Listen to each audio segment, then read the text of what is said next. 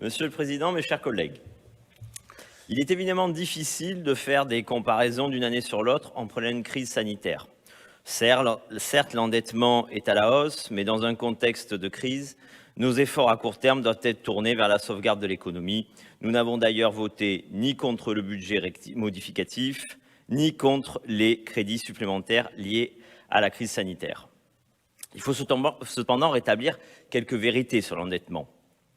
S'il y a une dette énorme accumulée par les mandats précédents, rappelons que l'actuelle mandature a continué à accumuler cette dette et que la baisse de 2019 était uniquement conjoncturelle, c'est-à-dire liée à la vente des parts dans l'aéroport de Nice. On ne vendra pas l'aéroport de Nice chaque année. La vérité est que vous n'avez que très partiellement entrepris le redressement des finances régionales. Surtout après avoir clamé haut et fort durant la campagne de 2015 que vous réduiriez les dépenses de fonctionnement de plus de 25%. Un exemple, les dépenses de personnel. Elles continuent à progresser et auront progressé sur l'ensemble du mandat de 15%, c'est-à-dire bien au-delà de l'impact des quelques compétences transférées. Comprenons-nous bien, 15% de masse salariale en plus, c'est comme si l'État augmentait ses effectifs de 300 000 fonctionnaires sur l'ensemble d'un quinquennat, c'est-à-dire 5 fois plus que ce qu'a fait M. Hollande. À côté de vous, M. Hollande, c'est Antoine Pinay. Sur d'autres aspects, ce rapport d'orientation ressemble davantage à un rapport de désorientation budgétaire. Vous êtes désorienté au point de rejoindre des propositions que nous faisons depuis 6 ans. Tant mieux. Vous parlez ainsi de concentrer l'action, ce que nous réclamons depuis le début de cette mandature.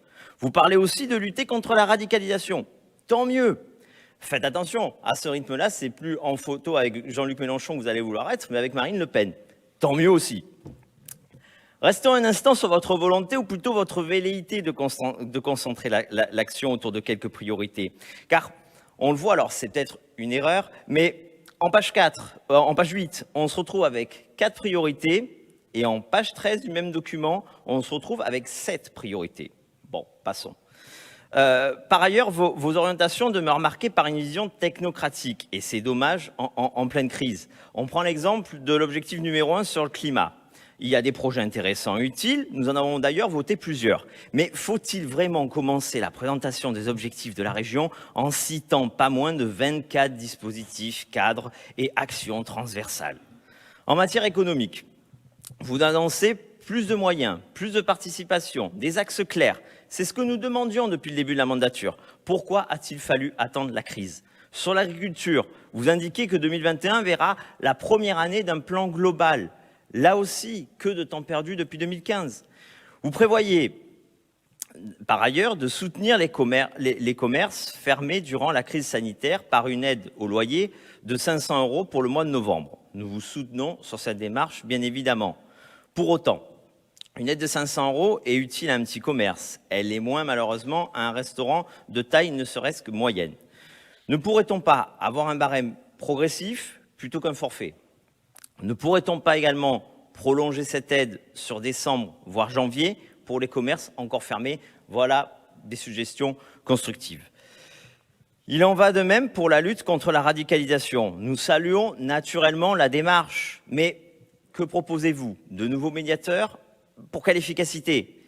Et puis, une question de principe nous choque. Pourquoi ne pas nommer l'adversaire? Parler de lutte contre l'islamisme, Monsieur le Président. Comme Emmanuel Macron, vous bercez de grands mots sur les valeurs de la République et comme lui, vous n'osez pas nommer le mal. Monsieur le Président, vous l'aurez remarqué, nous sommes d'accord avec un certain nombre d'éléments de ce futur budget. Parce qu'il est contraint par la crise sanitaire et économique, mais aussi parce que vous nous avez rejoints sur beaucoup de critiques que nous avons faites depuis le début de cette mandature.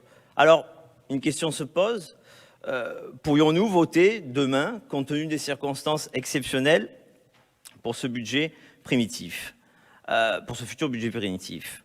Oui, à condition que ce budget gagne en audace et en conviction. Quand vous augmentez au-delà du nécessaire des effectifs déjà pléthoriques, nous ne pouvons pas vous suivre. Car vous êtes, dans ce cas-là, l'héritier et le continuateur de Michel Vauzel, de cette gauche qui ne sait définitivement pas gérer et qui, en ce moment, nous ridiculise à Marseille. Quand vous n'osez pas utiliser le terme islamisme, Nous ne pouvons pas vous suivre, car alors vous avez les mêmes réflexes qu'Emmanuel Macron et que votre nouvel ami d'extrême gauche, Jean-Luc Mélenchon. Nous pourrions voter demain ce budget primitif à une autre condition, que vous écoutiez et respectiez près de la moitié des électeurs de notre région. En effet, pour être constructif et uni face à la crise, il faut être deux.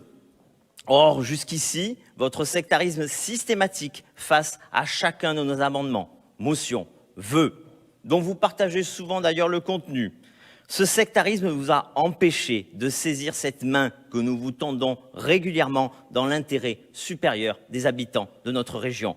Nous ne comprenons pas ce mépris pour 45% des électeurs de notre région.